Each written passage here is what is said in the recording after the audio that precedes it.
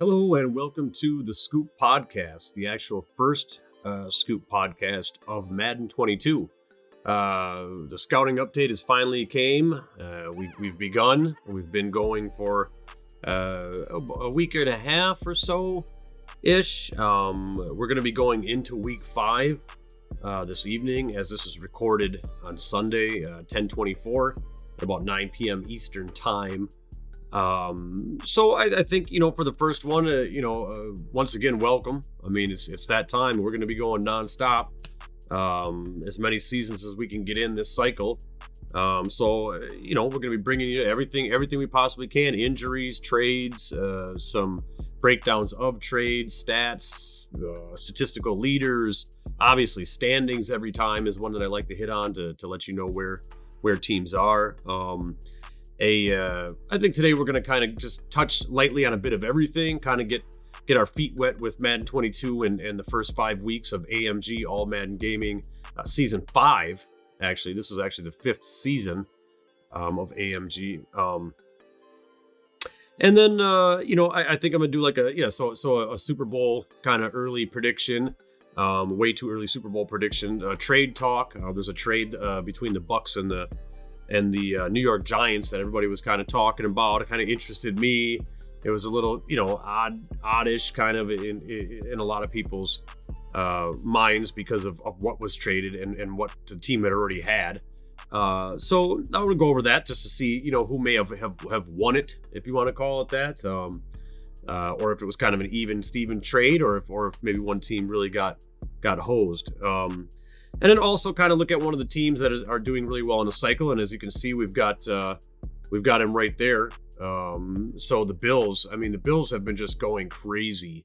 They're 4-0 right now, I'm pretty sure. And they're doing very well. So, and then we'll look at some injuries that have been going on. A lot more injuries now with the training and the ability for injuries to occur while training. And everybody wants to, you've got a choice. You want to train your guys hard and maybe develop them a little bit faster, or do you want to take your time a bit and make sure that you can play with them during the season without some sort of injury? So a little bit more of a dynamic style to the injuries this season. So getting right into it, anyway, I've got up, if you wanted to follow along, it's AMG, it's Daddy Leagues, daddyleagues.com/AMG for All Madden Gaming. So, that's the page is great. A lot of good graphics on there, a lot of good information on there, especially if you wanted to follow along or just look at some stuff yourselves. A little bit of the AMG Super Bowl history here and who's won those, some games of the week, some of the players of the week on offense and defense, etc. So, looking at the AFC right away, we've got, the Jacksonville Jaguars, 4-0, Ravens, 3-0, Buffalo Bills, 4-0. So a lot of undefeated teams yet still. We got 1, 2, 3 there. We've got any in the NFC? Nothing in the NFC. Not on the top of the playoff race boards, but I would imagine that's where they would be. So AFC East, Buffalo Bills. That's all there is to say there. The Patriots are 0-4. Don't really see them doing much. The Jets are 1-2. The Dolphins are 2-2. Keep in mind, it's only week 5. So definitely really early into the season, and in no sense would any of these stats not be able to be taken over by another team in the league. So, but as of right now, Buffalo Bills 4-0, Miami Dolphins 2-2, New York Jets 1-2, Patriots 0-4. AFC West, the Raiders 3-1, Chiefs 1-2, Broncos 1-2, Chargers 1-3. So, those first two divisions in the AFC right away, it looks like the Buffalo Bills and the Raiders are kind of pulling out ahead of the rest of the pack there. The AFC North, a little closer there. Ravens 3-0, Bengals 2-2. So depending on this week 4 game between the Ravens, what happens, that kind of would determine whether they're going to be kind of close or not. Browns and the Steelers, not looking good at all, 0-2 and 1, and 0-3, respectively. AFC South, Jacksonville Jaguars, Tennessee Titans, Colts and Texans. So we got 4-0, 2-1, 2-2, 1-2 and 1. That was the tie with the Browns, I would imagine then.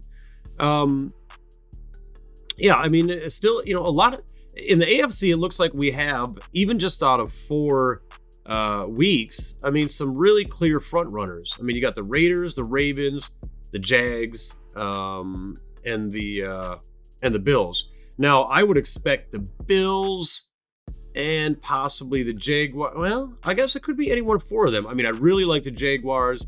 I really like the Bills. I mean, I would expect to see the Bills go pretty deep into the playoffs. But any one of these could. Moving over to the NFC. So, I mean, I guess if I had to pick one, I guess we might as well revisit this for just a second, because I did want to do kind of a way too early Super Bowl prediction. So, out of the Bills, the Raiders, the Ravens, and the Jags, I mean, just from what I've seen and the team itself, I mean, the Jaguars and the Bills would be my top two. Who do I guess I'd take the Bills. So let's say Bills for the AFC. All right. So Bills end up taking the AFC conference game and going to the Super Bowl. Now over in the NFC, now everything's a little garbled up here. This is a crazy town. I mean, we got the Giants, the Cowboys football team, all 2 wins. And the Eagles, I mean, they're all, there's no separating that. The NFC, we've got the Cardinals and the Seahawks, Rams, Niners. I mean, it looks like, Cardinals and the Seahawks. Well, Cardinals, Seahawks, or Rams, you could really say there. But obviously the Cardinals are ahead.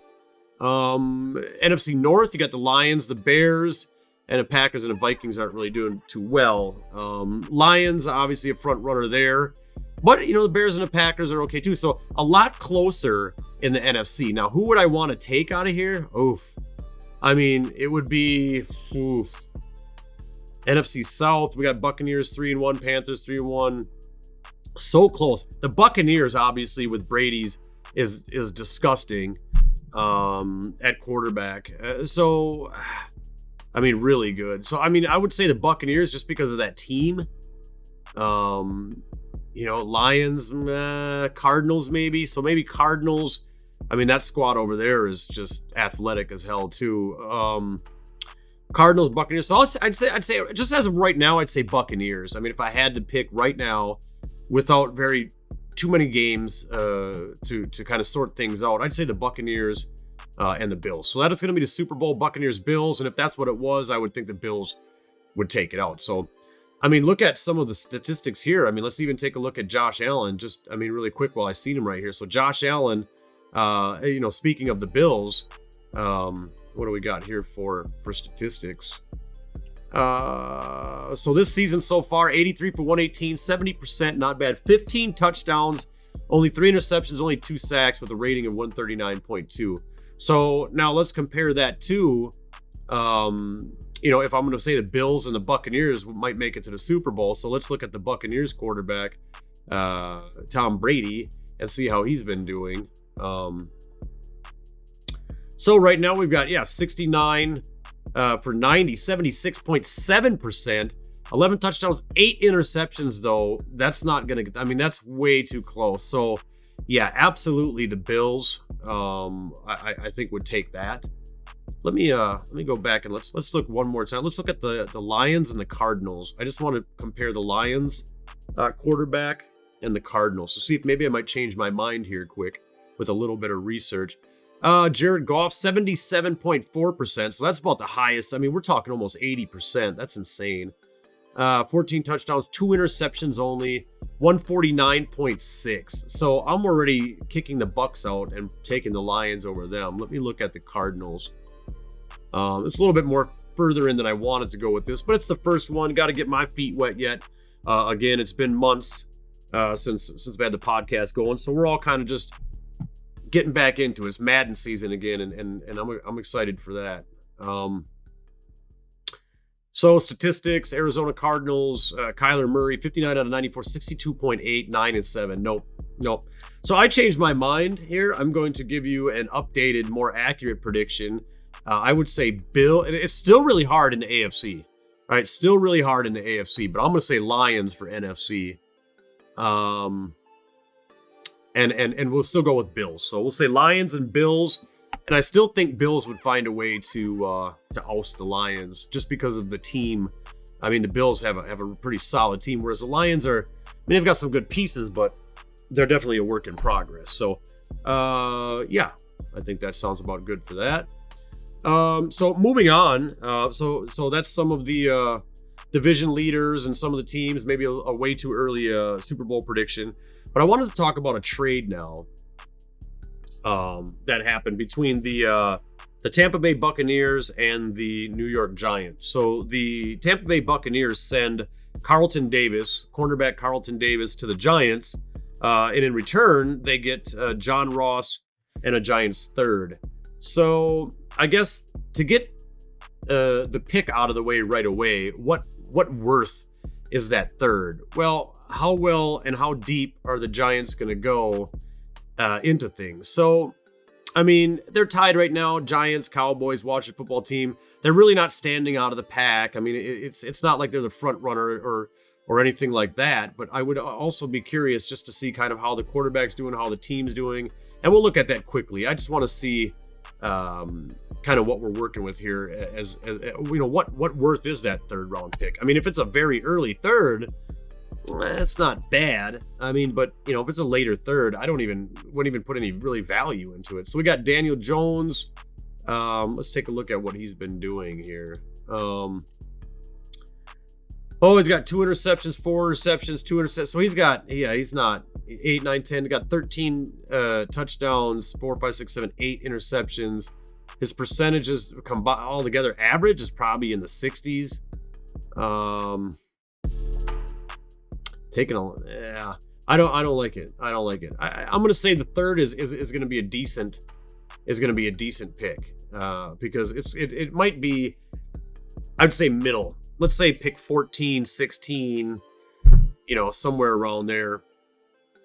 So you know, that's all right. So now let's go take a look at John Ross and what he's done for the team. So John Ross, as a Buccaneer, let's see here, 1 reception. So we're talking week 2, 1 reception for 7 yards. Okay, 2 receptions for 18 yards in week 3, and then two receptions for 11 yards in week 4. So no production to speak of, right? I mean, if you're going to give up a cornerback, let's go look at the cornerback here. I mean, John Ross, obviously the speedster. I mean, that's probably obviously what the Tampa Bay Buccaneers were looking for is a speedy target on the field, somebody that has to be, you know, taken into consideration on every down and played over the top. So definitely good speed. You know, pretty athletic. He's 5'11", decent ups. Got him on a good contract, which that's going to really change. Really agile guy. I mean, you know, solid player, no question about that. He's 25. He's been in since he was 21, so he's been in the league 4 years already. But definitely would make it, you know, 5, 6, 7 more years easily. So that's John Ross. Carlton Davis now, 24 years old, so a year younger. Really solid fundamentals for a quarterback. 6'1". Definitely. I mean, his ups aren't. He's good. He's good. He's definitely a solid cornerback. That's for sure. Been in the league 3 years. And what has he done? He's got 7, 8, 9. He's got a lot of tackles. 1 interception, 3 catches allowed. So really not fantastic.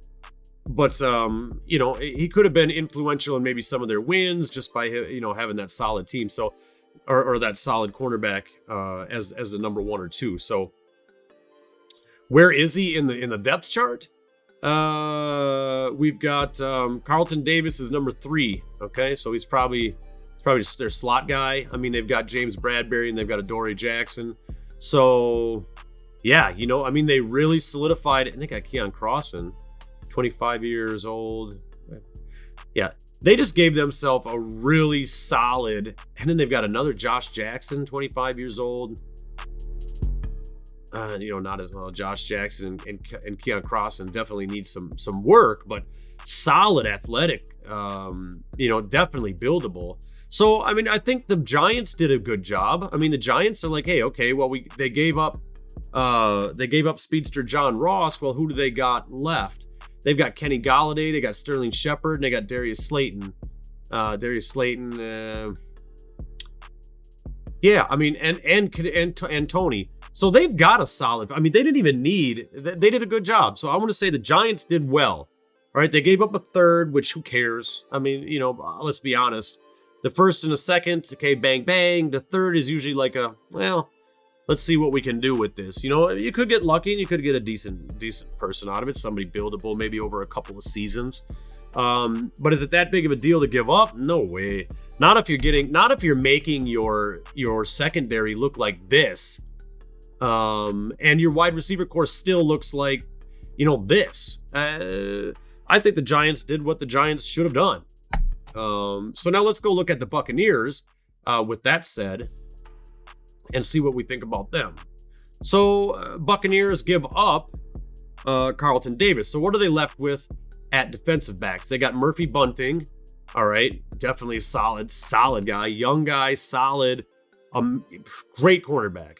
All right, they got Jamal Dean, another solid quarterback, and then they got Richard Sherman, who, I mean, he's got a season left in him. I mean, he's going to be 34.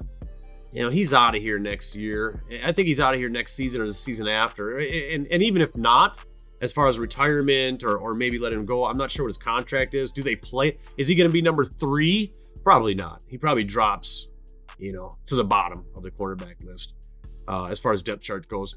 And then you've got Nickerson and Green, which, they're already 26. So they don't really have anybody left beyond that. So they got rid of what I would say, a really solid piece here that would have made their secondary really. Is Sherman bad there? No. And did they screw themselves? No, I don't think so. But Richard Sherman's going to be gone. You're going to have to replace him now. And you had his replacement, Carlton Davis. So you gave up Richard Sherman's replacement for a wide receiver. So let's go look at the wide receivers. Did you really need that? Was it a need? So you got Mike Evans. He's only 28. Mike Evans is going to be a banger for the rest of the season, dude. I mean, you red zone, bing, bing, bing, bing. You've got a tutty. Chris Godwin, 25 years old, amazing receiver. I mean, nothing wrong with him. Antonio Brown, he's going to last a year or so. Probably more than that, actually. And then they got Ross, which is, they actually have at number 4. So they're kind of working him into the roster. I'd imagine he'll be in next year after they get rid of Brown. And then you got Tyler Johnson. Yeah, not really. Well, he's actually right, 23 years old. I mean, he's workable.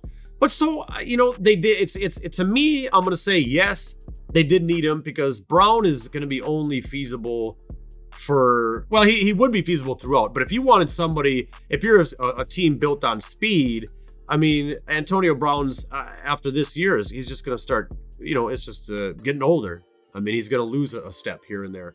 So I see what they're doing with John Ross. I agree with it, but I think they just traded one need for the other. They didn't really, whereas the Giants balanced themselves out. They took what they had too much of and they got some of what they didn't have enough of, and they're balanced. The Buccaneers didn't really do anything. I mean, they as far as balancing, they were balanced. And they just changed the balance in a different way and took it from cornerback balance to wide receiver balance. So it's like, all in all, not a bad trade. I don't think it deserved a lot of flack. I mean, it's clear that the Buccaneers obviously place more importance in speed as far as, as opposed to fundamentals, etc. So that was kind of the trade talk for this segment. And in the end, I think the Giants made out better, but not made out better as far as like, getting one up on the other team. They just made out better because that's what their team needed, and they made their team better in that transaction. And they only really gave up the third, to tell you the truth, because they didn't need Ross. He's a great wide receiver, and I think they would have did well with him if they would have kept him, but they have other receivers there. So, and then the Bucs. So it's an even trade, but I mean, the Giants made their team, I think they took their team up a notch to where they wanted to head. The Buccaneers kind of just swapped one issue for another, and got a third out of it. So, I think the Giants kind of just barely would squeak out with my win, if you would call it that, for that. So, Who's hot right now? I mean, I'm gonna say the Jaguars. The Jaguars I really like, and it's just a team I kind of wanted to look at really quick. So I just want to go through. I just want to take a quick peek at them. I know we don't have a lot of time here. It's already been about 20 minutes. So I kind of want to see, just kind of go through the injuries while I get done. But I just want to take a look at the Jaguars really fast and their team, and just kind of show you why I think they're going to be amazing. Their offensive line needs a little bit of work. I mean, they're young on the outside though. 23 years old. 25 years old, so these guys are going to develop nicely. I mean, they're decent athletically, great awareness at their age. The right guard is going to need to be replaced, I think. They got a great center. He's going to be fine. They got a great guard on the left side for right now. And the ends are what you really want as far as pass, blocking during the pass. And they're going to be solid. They're solid young guys. I mean, they just develop them. You got Trevor Lawrence. And let's look at his, I want to look at his statistics really quick over the past couple of games. So 19 for 22, 86%, 86.4% in week 1, 1 touchdown, 93.8% in week 2 with 4 touchdowns. Okay. No interceptions at all. Now their week 3 game did get a little hairy, 77.8%, which is still a fine percentage. 3 interceptions though.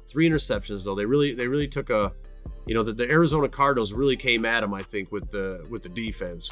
And in week 4, 76.9%, and no touchdowns, no interceptions.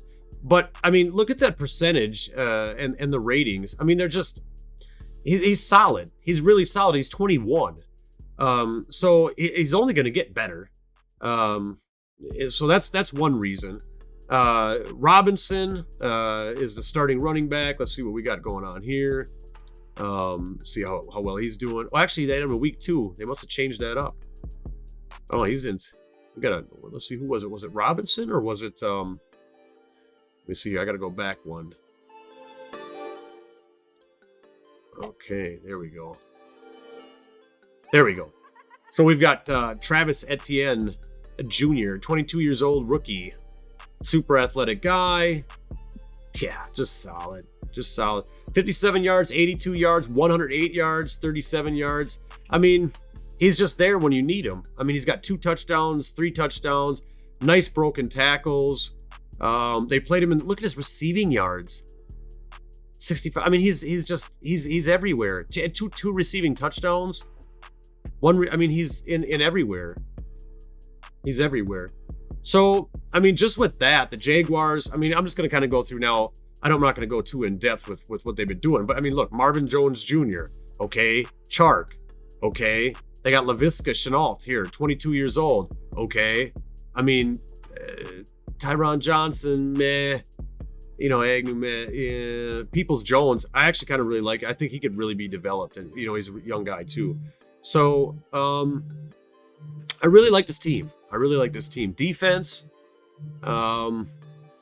yeah, they need some help on the defensive line. If they work, their offense is straight, right? I think their offense is straight. They got young people where they need them. Their entire offense is young. Their quarterback is young. Their halfbacks are young. Their wide receivers, except for Marvin Jones, are young. They need to work on their defensive line.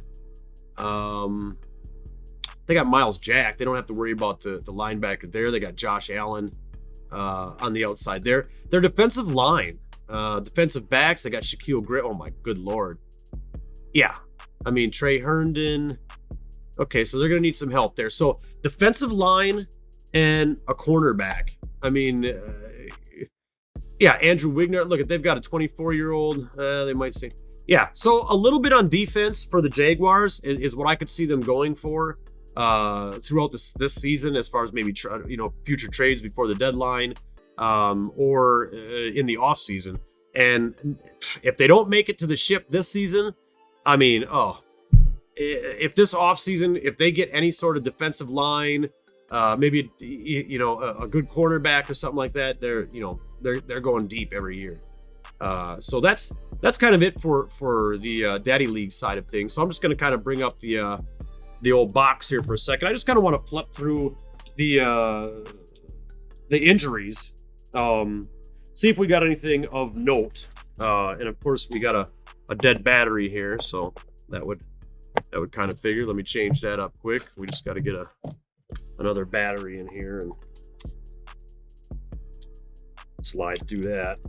All right, so Bears, none. Now, you got to keep in mind that, I mean, if you want to develop your guys, you want to take the chance. I mean, if these teams develop these players like this, going kind of hard in practice, yeah, there's a benefit to it, but there's also a disbenefit. I mean, you're going to take a big chance, and it's not even a small chance. It's a pretty solid chance that somebody on your team may not be a starter. I mean, you've got a little bit of a breathing room because it may be a secondary person or something like that, but you've got a pretty solid chance of having at least one injury, whether it be on offense or defense, if you're going to go full pads with your guys and just train the hell out of them. So everybody's got to keep that in mind, and I guarantee we're going through. So Bears, no. Bengals, no. But I mean, these, something like this right here, quad strain, I guarantee you that happened during training. Not somebody that you would really care about, but that left guard, 29-year-old. I don't know, he's probably not even a starter anyway, but dislocated knee. Oof. Bills, nothing really going on too much there. Cortland Sutton out for the Broncos, broken thumb. That was probably training, 1 week, nothing of note there. Malik Jackson for the Browns. Anything notable? Sean Davis for the Colts. Landon Roberts for the Dolphins. No, and these are all Caleb McGarry for the Falcons. 49ers really took a dive here. D Ford, dislocated knee, out 6. Bosa's just coming back after about a 5-week outer, and then we've got Kendricks coming back with a hip pointer. That was a training injury. Jaguars, that left guard, he's out for a week, broken thumb. Taylor Decker, I mean, that's a solid starting offensive lineman for the Lions. I don't think it really caused them too much problems, but he's out. Ooh, Kenny Clark. So that's a big one for the Packers. He comes back right away. It's just quad strain, so I bet you it was just that game again. Probably a training injury that kept him out. And I mean, you take Kenny Clark out of the mix, man. It's a totally different defense. All right. I mean, you can run against that defense then without him there. Any kind of, I'm just looking for some long ones. Oh yeah, boy, the Raiders. Yeah, nothing really too bad now. So no game changing, course altering season for anyone yet. But definitely plays a part in things now. So that's kind of where we'll leave it there. And this has been Serp with the Scoop Podcast, episode 1 of Madden 22. And we'll talk at you next time.